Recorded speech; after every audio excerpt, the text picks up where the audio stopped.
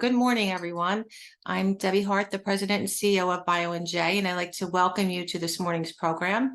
The technology revolution in healthcare is in sight, realizing an AI-driven, compliant, equitable, connected healthcare ecosystem. And this is presented in partnership with BioNJ member, Faegre Drinker, and we very much appreciate their support.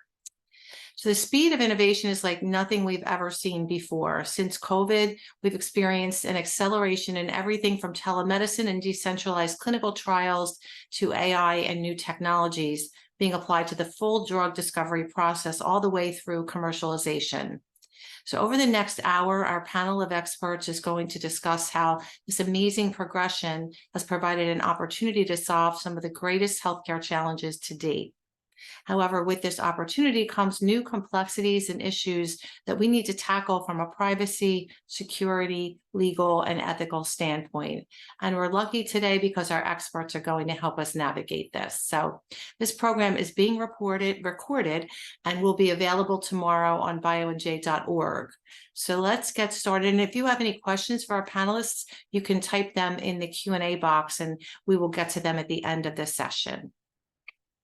So with that, to lead the discussion today, I'd ask everyone to please welcome our moderator, a popular speaker at many BioNJ events and a partner at Faegre Drinker, Lynn Anderson. Lynn, welcome and take it away. Thanks so much, Debbie. Really appreciate that. And good morning, everybody. We have a little bit of sunshine today, so that's a good sign. We addressed the issue of AI at the BioNJ HR conference in June, and it raised the same issues that we're hearing over and over again, whether it's in the context of human resources and employment or commercialization or any aspect of how life science companies are doing business. It's a tremendous and exciting opportunity, but at the same time, just like when the internet first started happening in the world of business, it presents sort of unknown challenges and risks. And so we're constantly balancing those two situations and how do we navigate that.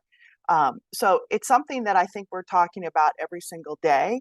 And we thought it would be a great idea to bring together some very dynamic, creative, innovative folks in Real Chemistry, who's a tremendous marketing partner for the life sciences and pharma industry, together with the not so fun lawyers to give kind of a balanced perspective and understanding. I'm going to wear the hat as a moderator today. I'm going to leave it to my colleague, Abrahamson, to talk more about kind of the legal aspects in terms of FDA, privacy, and things like that. But this is a discussion that you should be having in your companies. I'm sure you are having in your companies.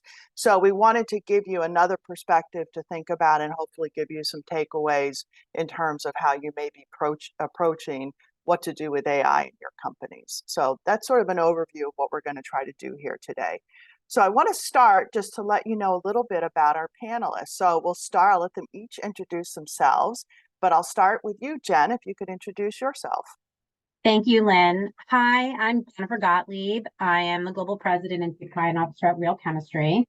As Lynn mentioned, we are the largest partner here in the United States for healthcare communications and marketing to the life sciences industry. And what does that mean? It means that many of you and many of the large pharma, biotech, specialty pharma, payer organizations, really everybody who crosses the health ecosystem works with us in one capacity or another, and you'll hear more about our expertise today.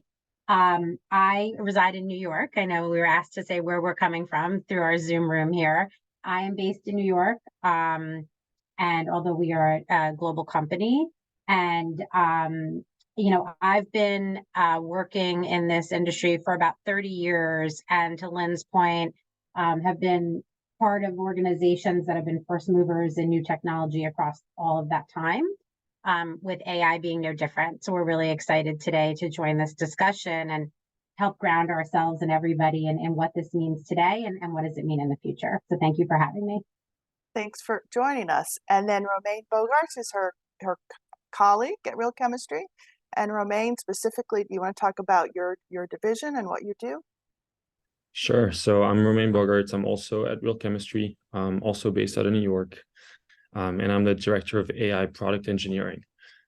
So I would think of my work into two big different parts. One is the internal tools that we create for all of Real Chemistry's folks so that they can be creative. And a lot of AI is used within that to find insights and solve problems for clients.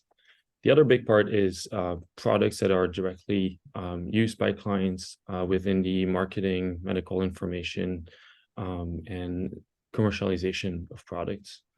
So with some of the brands like Swoop, Conversation Health, IPM.ai, etc. So that's a bit more about me. Thanks, Romain.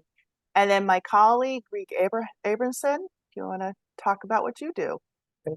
I am the not fun lawyer on today's panel. I'm in Washington, D.C., partner in Faegre Drinkers D.C. office, and my practice focuses on privacy, cybersecurity, and FDA-regulated products, with most of my work being really focused on the clinical research and development process, but then also working with companies as they bring their products onto the market and work through the issues associated with marketing and advertising. Well, thanks, Reed. So all three of our panelists have been heavily working with AI now for some time. So kind of to level set for the audience, maybe starting with Jen, could you talk about how you see or are seeing the role of AI in healthcare in terms of practical applications, change management, communications, et cetera? Sure. Thank you, Lynn.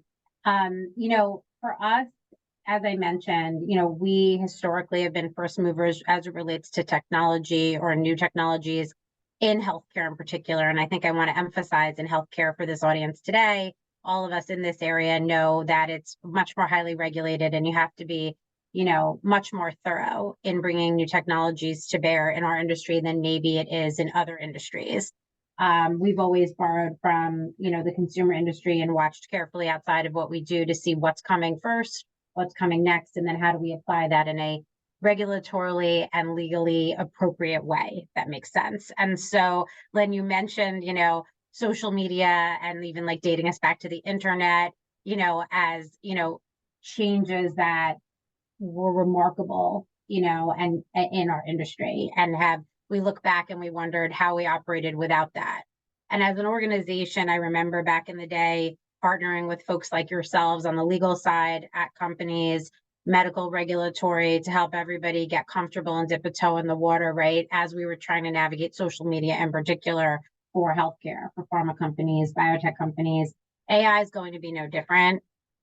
There's a tremendous amount of buzz out there about AI. Everybody's, experimenting with it both personally and professionally. But it's important for us to kind of ground that in what are some of the things we can actually do right now? What are the things that actually can make an impact right now? And we're seeing AI all over the healthcare ecosystem, right? So you've got, R&D groups looking at it, clinical trials, clinical groups looking at it, whether it's institutions or organizations or CROs. And then you have really my area of focus, which is the commercial side of the business, in terms of marketing and public relations and social media. How are we incorporating it into our everyday work? So right now it's very wide and vast. And what we're trying to do is help our clients figure out, where are those areas where you can truly make a difference and bring your whole organization along. Right now, we're getting a lot of questions, not just about what to do. And Romain will talk about our technologies and how that works, but actually things like change management. Like, how do we bring an entire R&D organization along to embrace this as a new way of working? So I think that we can't underestimate the change management piece of this. And I know Reed's going to talk a bit about what that means in terms of just, regulations and legal and how it is that you can figure out what is okay and not okay when everything's moving so quickly, if that makes sense. There is some, as you'll hear today, I think our theme, at least Romain and myself, is like, what are the opportunities and what are the challenges and how do you balance both of those to embrace what is really going to be a remarkable and dynamic change to our industry, but doing it in an appropriate way at the appropriate times. Thanks, Jen. And that Romain, in terms of what you're actually doing, what are you seeing? Yeah, I'd echo some of what Jen just said, right? AI is a buzzword right now. It's extremely exciting. It's a little scary. There's upside, there's downside. It's being talked about a little bit too much as a hammer. I don't think it's actually being used as a hammer that can solve every problem. But where I want to start and where we start is really what's the problem we're trying to solve. And I think that's the way to keep thinking about the world as we have done over the past, few decades. What are the core issues that life science companies are facing, and how can we help solve them? And does that require AI or not, right? Does that require new innovation or not? Or does it require a whole slew of tools, AI being one of them, perhaps, right? And so within commercialization, some of those problems are, who are my ideal patients? Who are my ideal healthcare professionals? What are their social habits? What are their media habits? What conditions do they talk about? Where do they talk about their fears and other feelings? When is the best time to connect with them? How can we provide accurate information and information that these patients or healthcare professionals want? And so when you start thinking about these problems, you start coming up with solutions that may require AI. And so we use machine learning at IPM.ai, Conversation Health, and Swoop. And so as an example, Conversation Health, we create AI virtual experiences for pretty much three things right now: medical information, marketing, and sales. And so we used medical trained language models that really understand the questions with like a clinical lens. So it's not just about answering a question in a chatbot. It's really understanding deeply how this question relates to different parts of the clinical piece. So is it about safety versus dosage? What is the question about? And then really responding with highly personalized information. And what we see is that I think over 70% of healthcare professionals prefer talking to a intelligent conversational agent rather than a sales rep, right? Not similarly, but I guess a different use case for us is at Swoop. We use machine learning to uncover privacy-safe direct-to-consumer segments.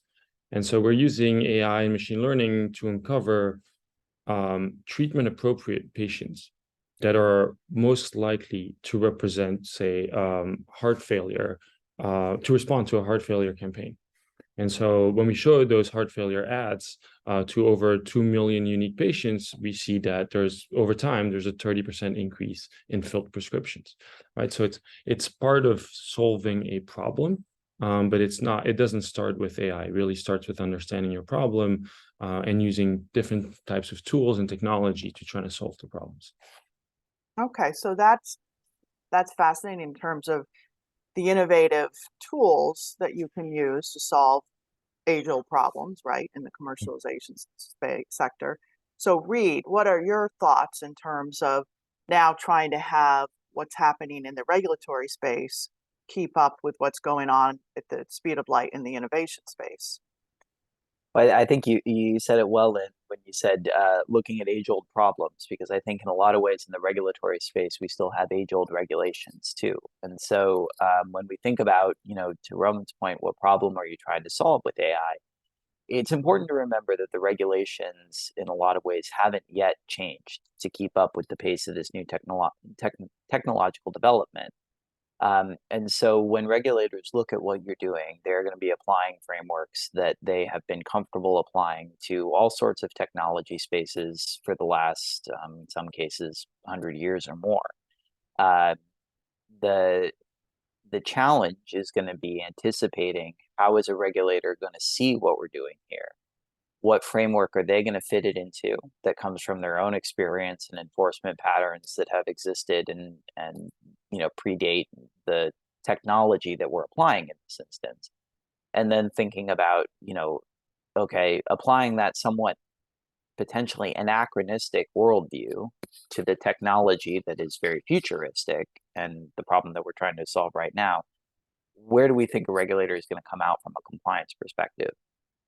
I think one of the dangers that we've already seen with AI, and frankly, it repeats dangers that we saw with blockchain, cryptocurrency, the internet in general, over the last decade or more, is this tendency to say, well, this is a new thing, and therefore it must not be subject to regulation. or it must be something that the old rules, the yeses or the nos that we got on this activity or on this work effort previously must now not apply to the new activity that we're engaging in. And I think that is where we're seeing people run into issues, where we're seeing people run into problems, and find themselves in frustrating conversations internally, is that push and pull between an innovative technology product, but a stable and unchanging legal landscape that is going to apply itself to that new technology, whether the technology feels like it fits into that box or not. Not that technology has feelings, although AI might have feelings. But anyway, we can talk about that more later.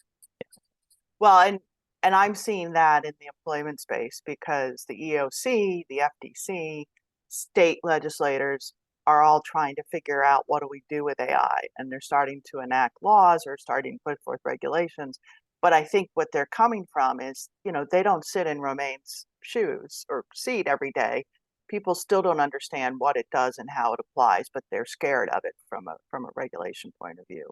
And so I think we're going to have this very, people are catching up with it's being used all the time, with understanding, well, what do we need to do in terms of to protect against the harms? And so it's going to be an uneasy space here for a little bit, I think. And Lynn, I know you're going to move to the next question, but I did wanted to add something to what you said. I think, nothing's more important than, different stakeholders from companies coming together to talk about what you guys just talked about early and often, right?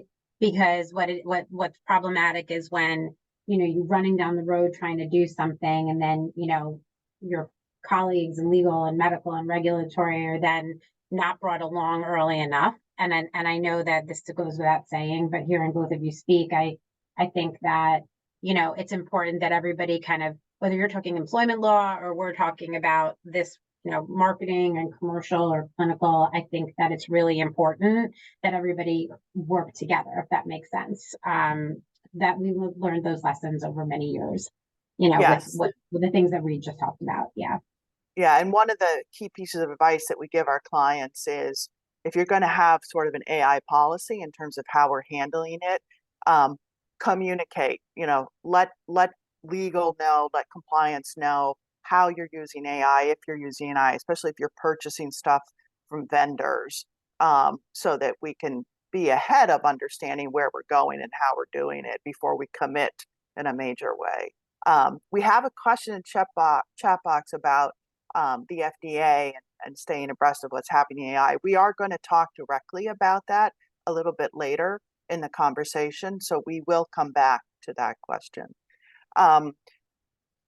Sort of keeping on track with this conversation about AI, where do you see it, Jen and Romaine, being standardized in terms of process or projects, or just when you're starting any kind of conversation in terms of delivery, things like that? Romaine, would you like to go first? Yeah. My answer might be contradictory here, because on one end, I guess there is omnipresence of AI, and it's been around for a while. It's omnipresent in the life science space, right? It's being used in R&D. It's used throughout the supply chain to optimize, right, shipments and delivery and packaging. It's used within commercialization. It's used to help with adherence. So it is omnipresent already today, but it's not being used. I guess the contradiction comes from the fact that people are thinking it's going to be used in a way that it can solve all problems in one kind of slew and being standardized to do everything. It's also been around in your day-to-day. When you use an Uber or Netflix, you're exposed to some sort of AI. I think that the way we see it, or at least the way I see it, is it's really an augmentation of certain tasks, right? And so a set of tasks over a day creates a workflow, and so people have followed different types of workflows. It's not at the point at all where it can do a whole workflow and understand what humans are doing task after task. So the standardization is an important question. The automation of entire workflows is an important one. I think today it's more of an augmentation of little bits and pieces of longer, more complex processes. And that's not new. That's happened over quite a while. So that's kind of how the way I see it.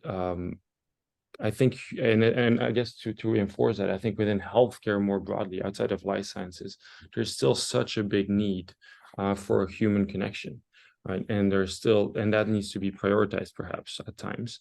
But then also AI can help with that to a certain extent, where it can automate certain tasks that are more painful, so that physicians and patients can spend more time, so that we can understand the actual problems of patients more so.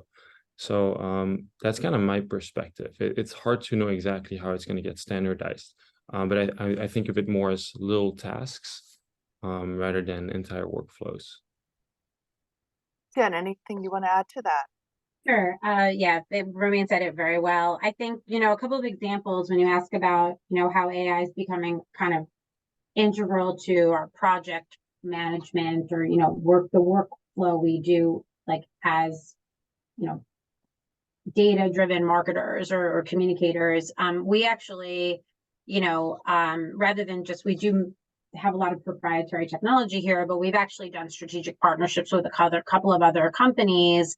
One of them is called Writer, and the other one is called Wiz AI. And in brief, what that does is it just makes us more efficient.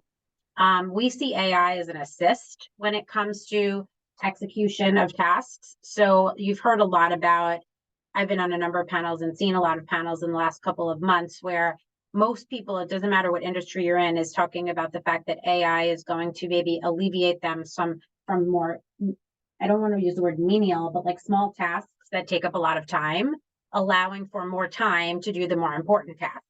And I think that's a really important area that really applies to everybody. It doesn't matter who you are in the industry. Personally, as an example, we write, we do a lot of writing for a living. So, Writer helps us, get a head start sometimes in terms of structure or in terms of like the right tone. I look at it as like a buddy system a bit. When you don't have a human there always to check everything, it's actually giving you a bit of a head start or a second checks and balances on your writing. Which I think that when I say dipping the toe in the water, there are safe spaces to do that, where you can experiment and start to see the value and what does it do for you as an individual contributor. And then, I'm sure Romain will talk about this as some of our other examples, and Wiz AI is very similar in terms of taking data and putting it into dashboards or charts and graphs. And again, things that typically would take a lot of time and maybe everybody couldn't do that themselves. It's actually giving people the power to do things that maybe multiple people had to do before.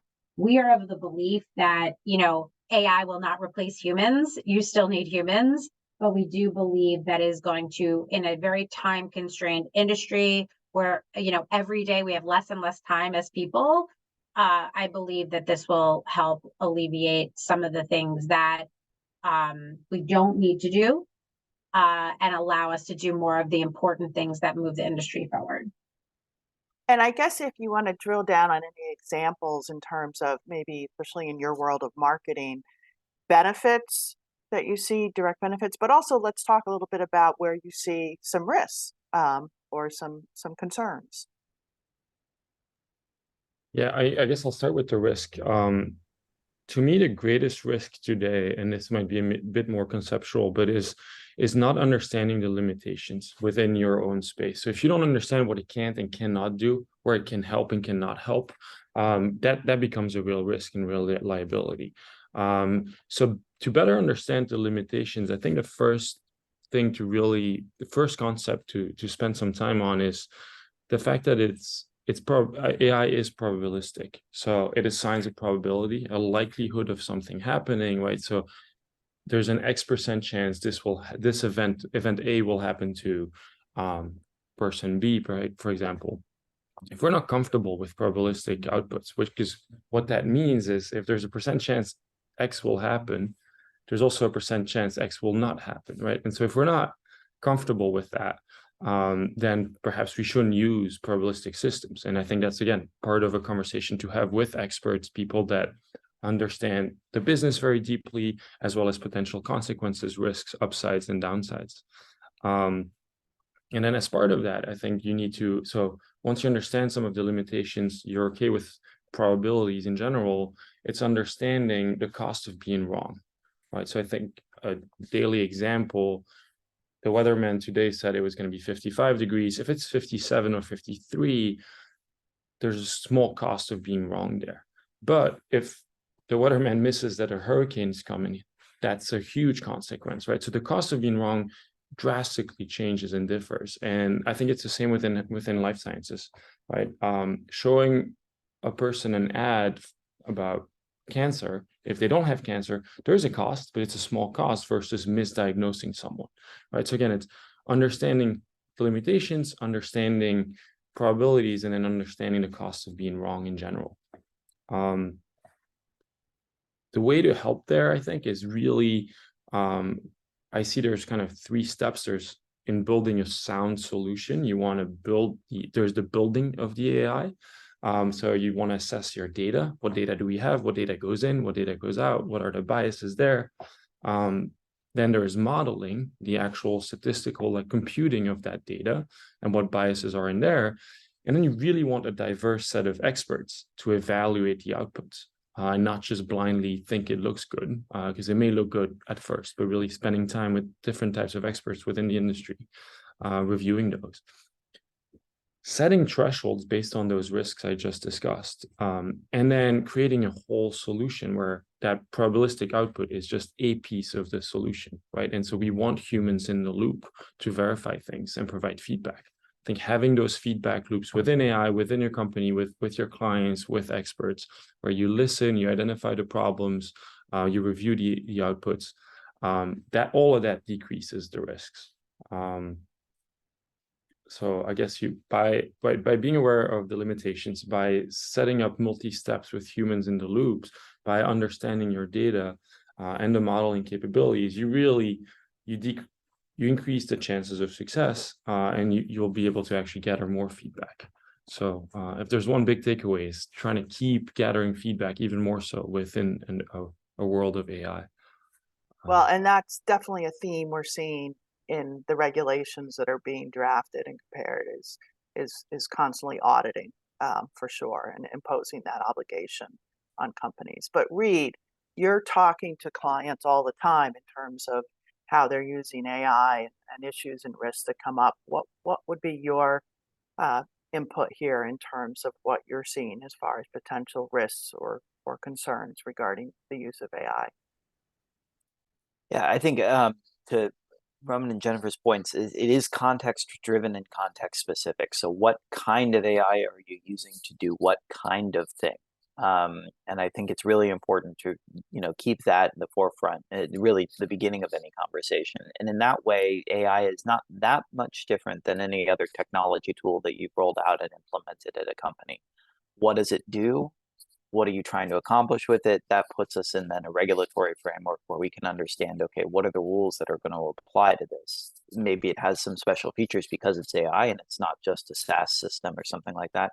But to something that Roman said earlier, I think it's really important to remember that a lot of the technology that people are using and working with right now have components to them that are, if not actually AI, certainly AI adjacent or AI like. And so, even the tools that you have in your environment today have, machine learning built into them. They look at data, they try to understand data, they try to do some basic predictions about what will or won't happen next in a particular workflow, and whether those are, being done in sort of a dynamic generative AI context, or it's something where the analytics data is being returned to the software vendor, they're reviewing it with a team of engineers and then upgrading the system. In a lot of ways, that push and pull of what is happening with the information that goes into the system, how is it being used, what does it do next, is something that is in large part already happening. Or at least is something that companies have probably already taken into consideration when they've entered into those contracts. And certainly the vendors who provide that software have already taken that into consideration when offering those contracts. So I think, coming to it from that perspective, your existing workflow for evaluating technology, your existing workflow for deciding whether or not it needs to go through further checks, reviews, and assessments, there's no need to throw those things out. In fact, they are excellent starting points for evaluating AI and the new technologies that you're bringing into the organization. From there, then, we have to think about and consider there are some places where the legal environment is becoming more dynamic and is changing. One of them in particular is around the use of health data and health privacy.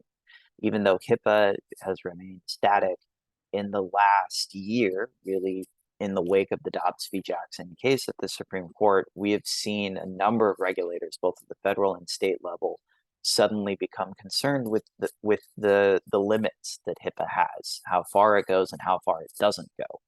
And I think there's an increased focus on the space that is not covered by HIPAA. And so, whereas a couple of years ago we would have said, this is a safe space to play because it's not covered by HIPAA, we are now finding ourselves looking at a host of new regulations that are specifically tailored to that space because it's not covered by HIPAA. So, understanding that even though there's a lot of staticness to some of the regs, there is some new regulations coming online that's not driven by the fact that it's AI, but is driven by the fact that this is an area of the law that previously was not as developed as another area. So, again, sort of putting all of that together and understanding that existing processes and procedures for evaluating technology are probably still good. Most of the legal landscape hasn't changed. At least there's a lot of it that's remained relatively static, but that there is this new focus on how health data is used outside of the treatment, care, payment, operational context.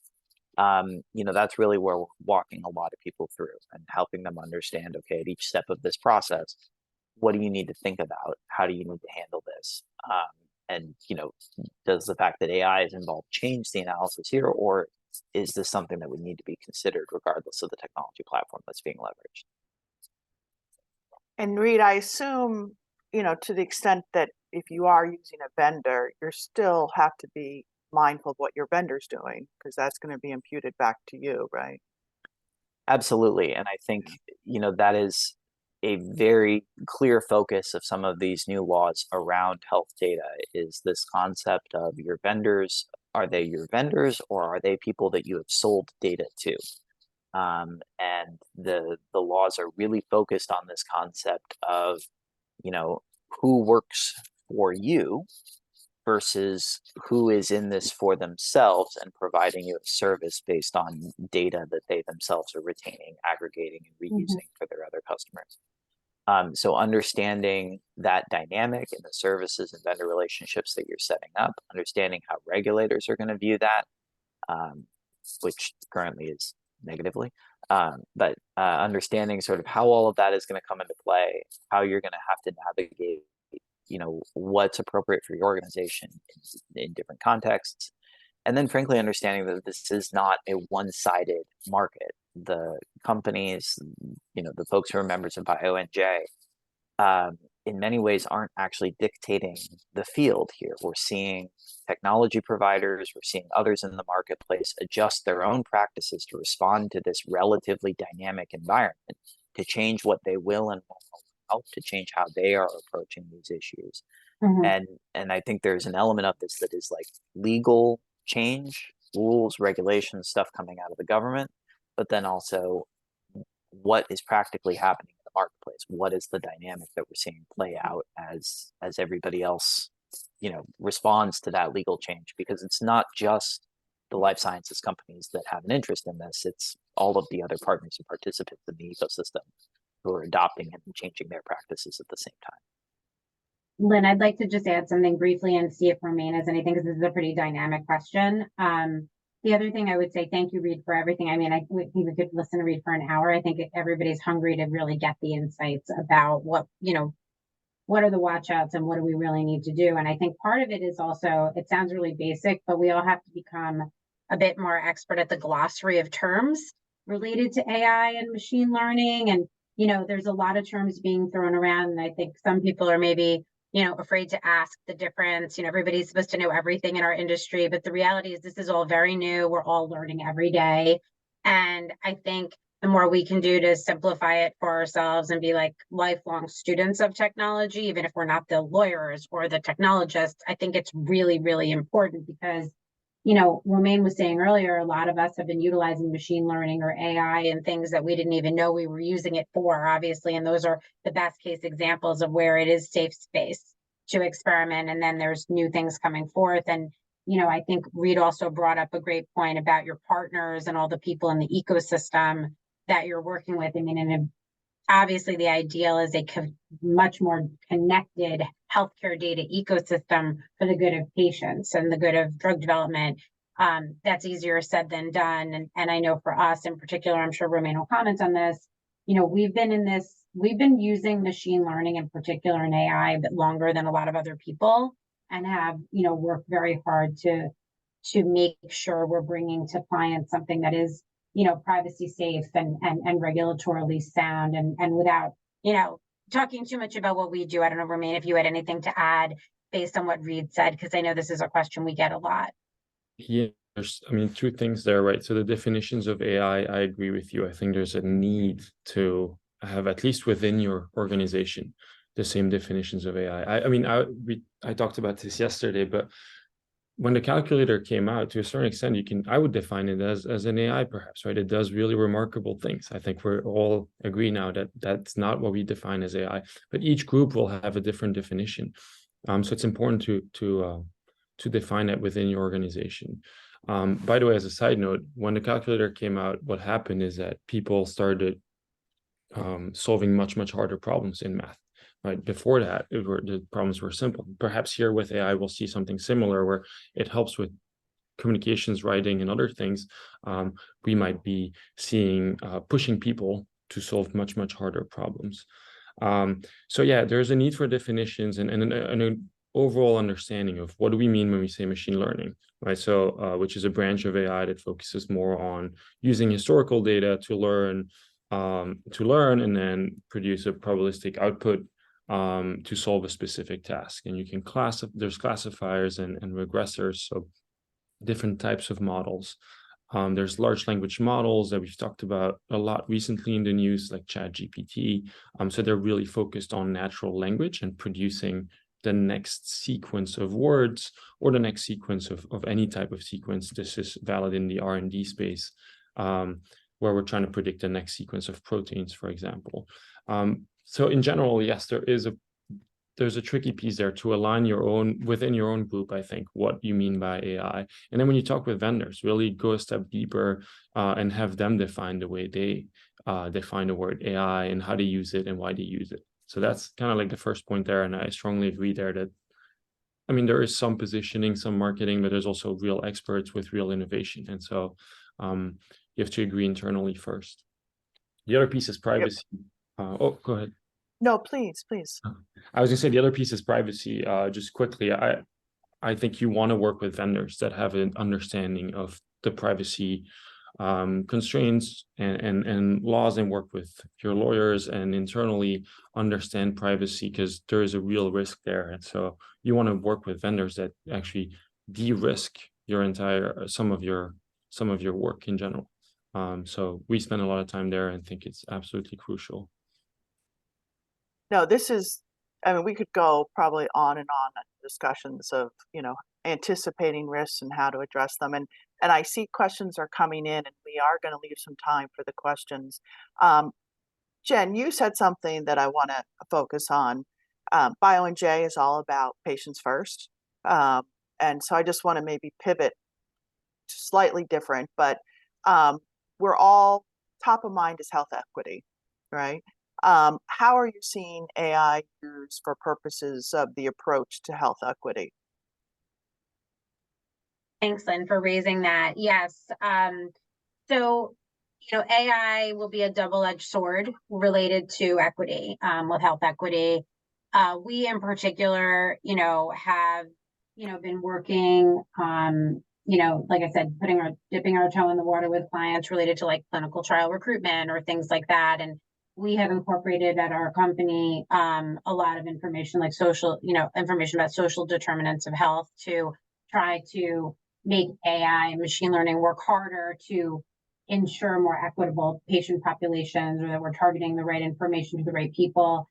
There is a huge benefit to AI and machine learning related to creating better equity in the healthcare environment.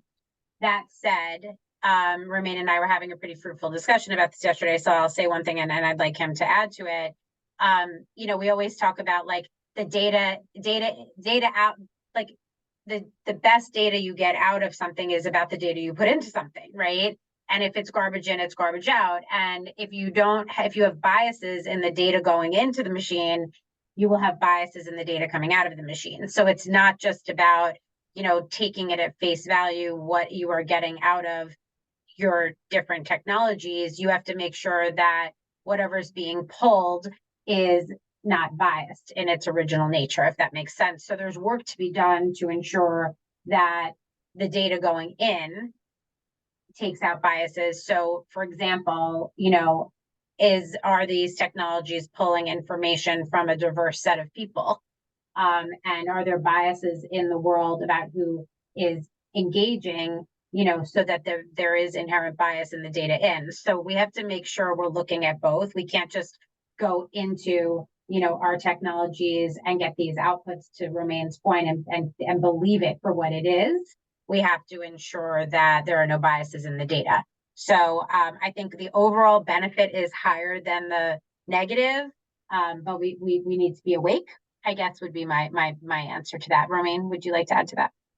Yeah, no, I mean, I think you covered most of it there, but there are biases in our data, in the data in general. The goal is to really understand them. I think by linking more and more social determinants of health, things like diversity, income, education, social media data, et cetera, right? There is more and more data available, but one needs to make sure it's being used, and we have a broad representation of patients within the data, or broad representation of healthcare professionals, or broad representation of anything that is used in your data. And so really understanding that and making sure that's part of it is really, really crucial. There's ever shifting cultural values, right? And I think as a communications and marketing agency, we also need to really focus on that and support our clients to understand that things change, and things that were acceptable a couple decades ago may not be anymore. And so how do we see that? How does that go in the data? How does an AI or a machine learning model understand those things?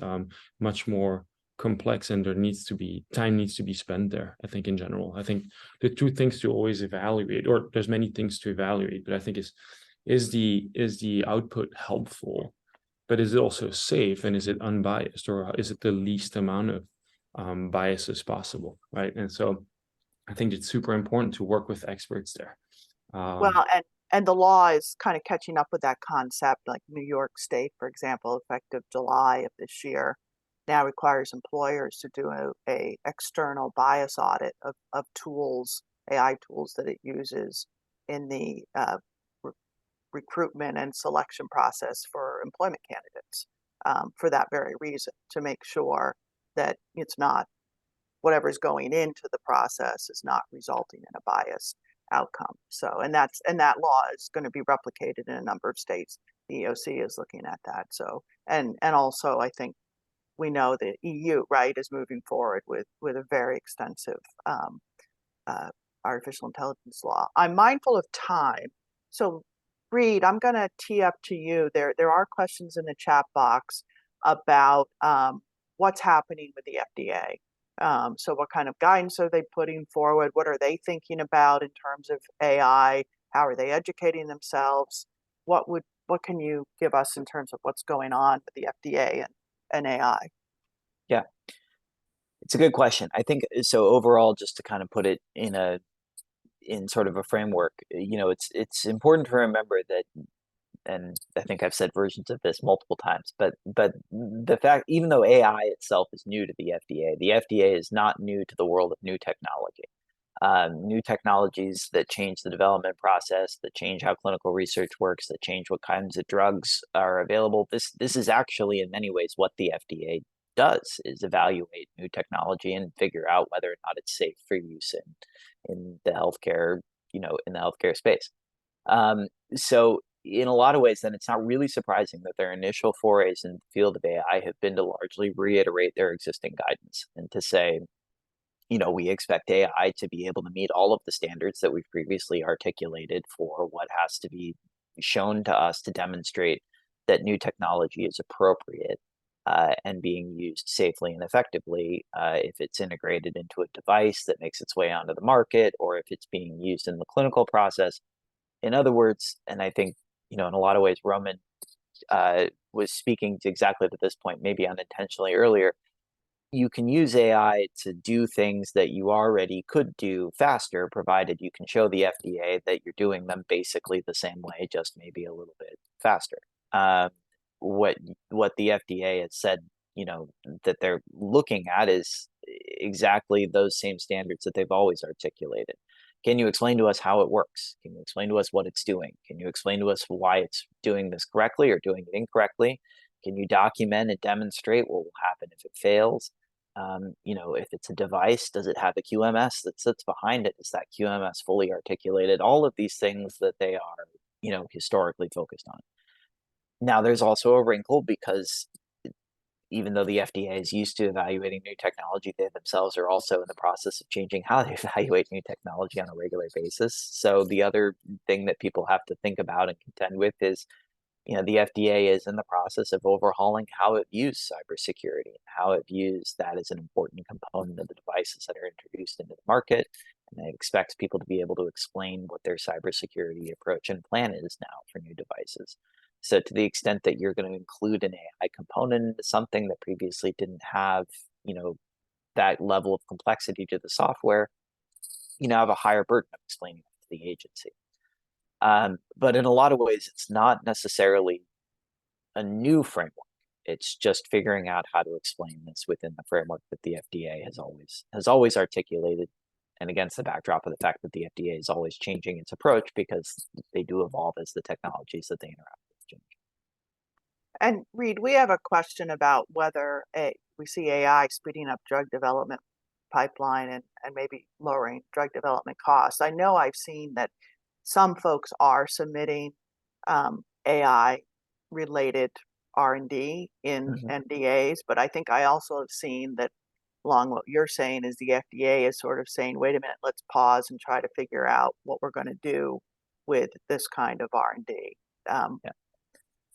So again, there are a number of other, AI is one of many technology platforms that the FDA is seeing people use to evaluate whether or not target selection in the preclinical phase, whether you can skip steps in your preclinical work before moving into the clinical development. And when I say skip steps, I mean demonstrate that you don't need to do the things that historically you had to do because you've done something else.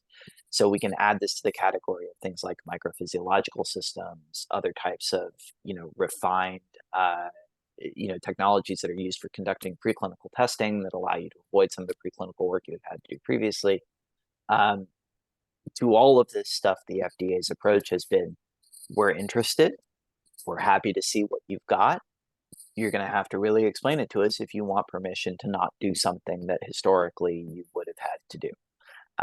Doesn't mean that the FDA's attitude is always a hard no, but they are aware of the consequences. Again, to something Roman said earlier, is this, saying it's a 55-degree day and it turns out to be 53, or is this missing a hurricane? The FDA does not want to miss a hurricane. They will be very careful with whatever you submit to make sure that there's no lurking weather system that's unaccounted for. So, are they open to it? I think the answer to that is yes. Is it going to get you the outcome that you want in terms of expediting either a review or delivery process? I think the answer to that is maybe. Is it going to be useful to you internally in the way that people currently use things, other technologies like AI, like microphysiological systems, like some of these other technologies that have taken the place of traditional models? Yeah, you'll be able to do some things faster. You may have more confidence in your target selection when you go into a traditional test. You may be more able to quickly prioritize which substances or compounds you're going to run through your usual preclinical work. But I don't know that it's yet gotten to the point where it's really a replacement necessarily for that kind of work, rather a guide to making that work more efficient. Yeah, and I think that's something that we're closely watching, because I think we're going to see more. There's lots of task force and meetings and discussions coming from the FDA on that. Another question we have that I think I'm going to tee up for Jen and Romaine, and this is a discussion that we're having with our clients, is who are the stakeholders that you need to have at the table to the extent you're putting together a steering committee or a compliance committee or whatever you want to call it, to review the challenges, the opportunities, how your company is going to approach AI. What kind of departments do you see sitting at that table? I can start, and Romain can chime if he's good with that. It's a great question, and something we always often find ourselves doing, even if it's not our role. We're conveners by nature. Right now, I think what I'm seeing and what I believe is it is a combination of, it's a little different for every company, but let's say at a medium to large size company, it is definitely the CIO or the CTO, if there are two of them, both. Possibly another person or two on their team. So you're going to go heavy into people that understand AI and maybe are running, kind of AI committees on their own, through their organization, coupled with legal, medical, regulatory, somebody from commercial, probably somebody from clinical and medical. It's going to be, in my opinion, you can have subcommittees, right, for each of those groups, like the clinical group, the commercial group.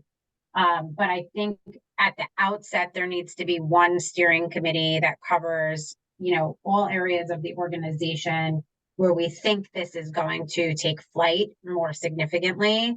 HR, you guys were talking about employment earlier. I mean, I don't want to overstate the importance of, or understate the importance of involving the HR group. And I'm sure there's countless other ones, Lynn, but I think it's going to be like there will probably be a core steering committee, and then there will be sub steering committees per department, because there's unique challenges, depending on where you sit in the organization. And Romain, would you like to add to that?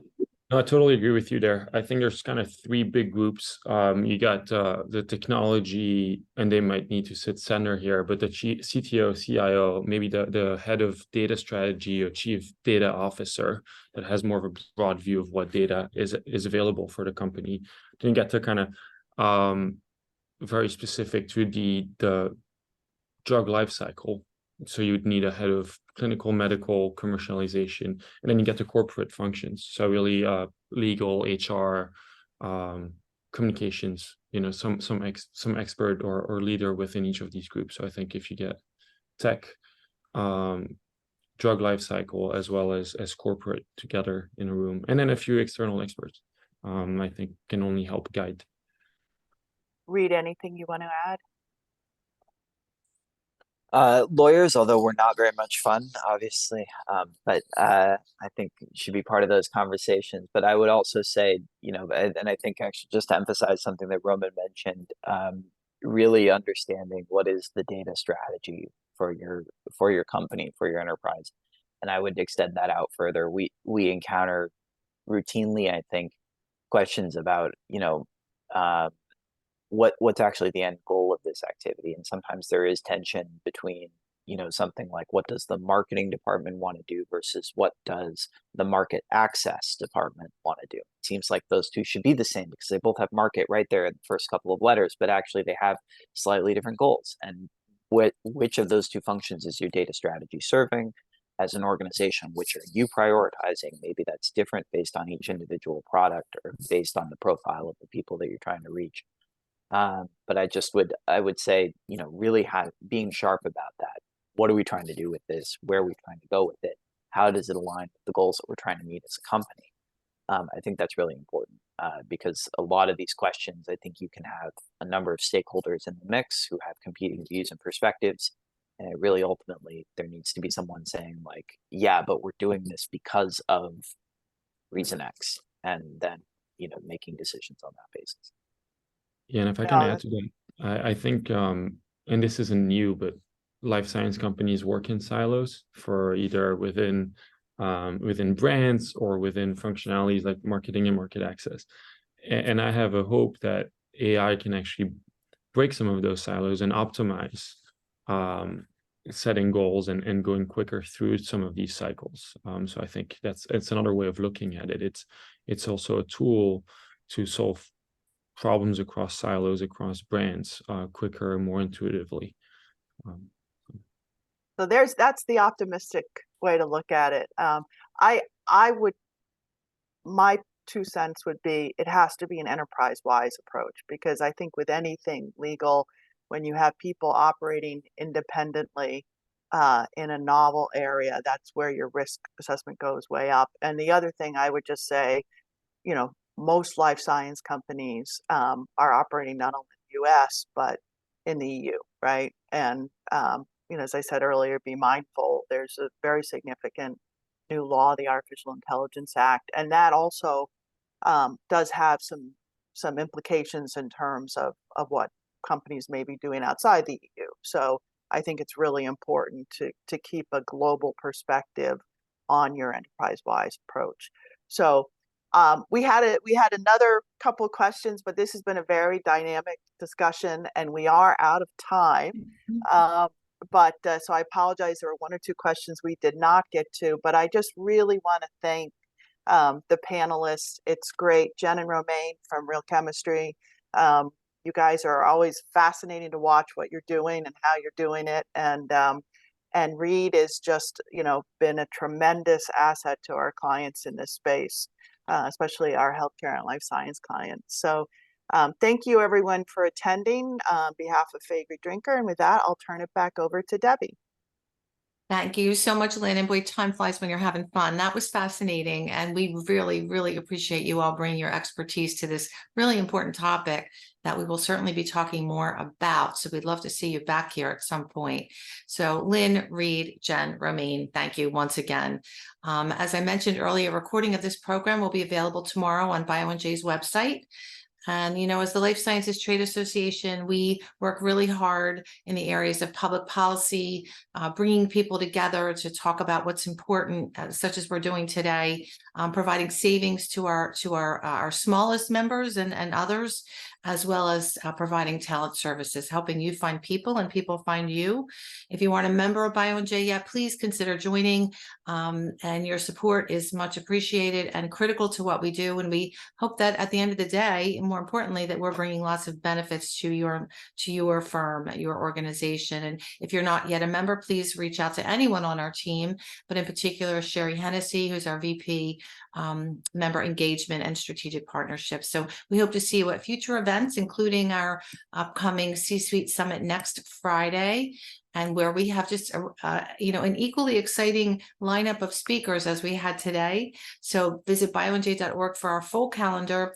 You'll be receiving also an evaluation for today's session. Please fill it out. Your feedback is really, really critically important to us. We take it seriously.